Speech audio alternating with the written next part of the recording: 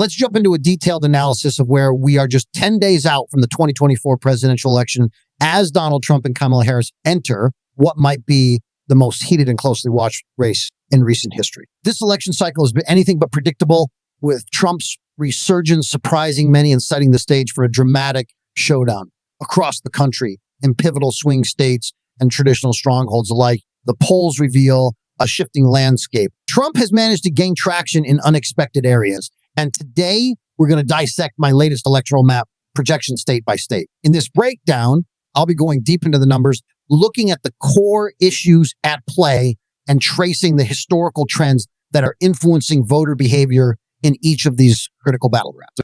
Starting with Texas, we're looking at a state that has been an anchor for the GOP's electoral strategy for decades.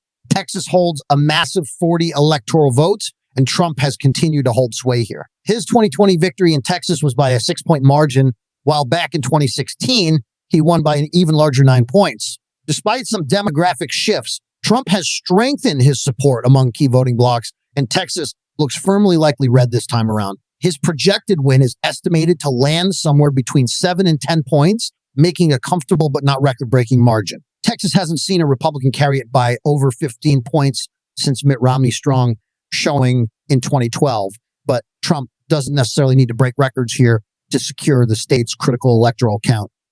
Now let's turn to Florida, which has 30 electoral votes and has traditionally been a fierce battleground. Florida has a unique and sometimes unpredictable voter profile that historically puts it in the spotlight during every election season. But this year, Florida looks less competitive, leaning strongly toward Trump, who is polling well ahead of Harris. Trump's growing lead here has somewhat removed Florida from the classic swing state category and moved it firmly into likely red territory. In 2020, Florida was intensely fought over, with Biden and Trump neck and neck in polls throughout the cycle, though Trump ultimately won by a comfortable margin. Fast forward to 2024, and Florida seems to be slipping further from the Democrats' reach, which they are now beginning to acknowledge. But before we get into the details, hit the subscribe button, like this video, and leave your thoughts in the comments. Thank you for your support. Taking this analysis further, let's examine Harris's side of the map. Despite Trump's advantage in some crucial states, Harris maintains a solid base in several reliably Democratic states. Oregon and New Jersey are among her strongest prospects, though they are more competitive than some might expect.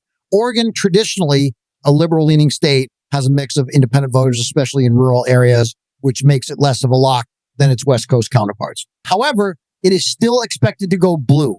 New Jersey, too, has been a dependable Democratic state for decades, though Harris's numbers here aren't as high as Biden's were in 2020. Both states fall into the likely blue category, but reflect a broader trend of tightening races in areas that once seemed solidly Democratic.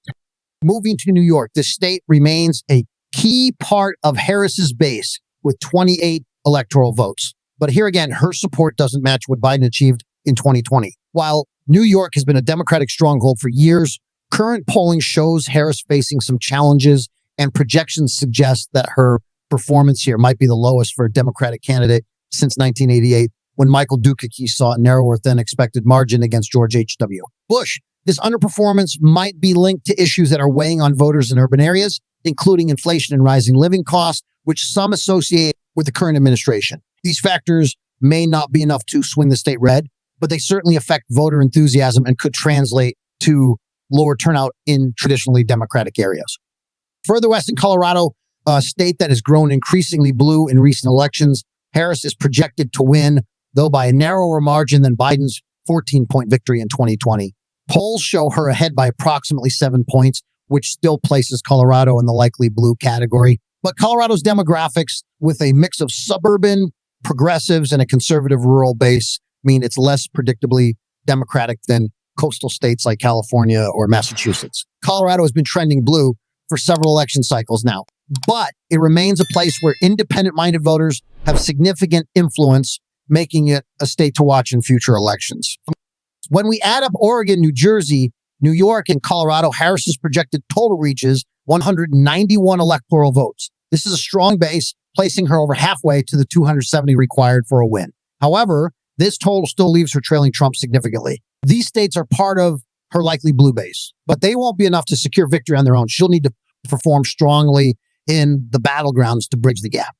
This brings us to the battleground states, the ones truly up for grabs. Harris's best chance at gaining ground lies in the Midwest, specifically in Minnesota, Wisconsin, Michigan, and Pennsylvania. Biden managed to sweep these states in 2020, and winning here will be crucial for Harris. However, current polling indicates that Harris is underperforming compared to Biden's numbers 4 years ago, and in some places, she's polling even lower than Hillary Clinton did in 2016. Clinton narrowly lost several of these states to Trump, which was critical to his victory that year. To secure a win, Harris would need to energize the same coalition that Biden did, especially in these key Midwestern states. In Minnesota, where Harris has a narrow lead, the support of Democratic Governor Tim Walz has been essential in rallying voters. Minnesota's suburban and urban areas are strongly Democratic, but rural areas remain more conservative. Harris is expected to win here, but her lead is slimmer than Biden's 7-point victory margin in 2020, making Minnesota a lean blue state rather than a solidly Democratic one.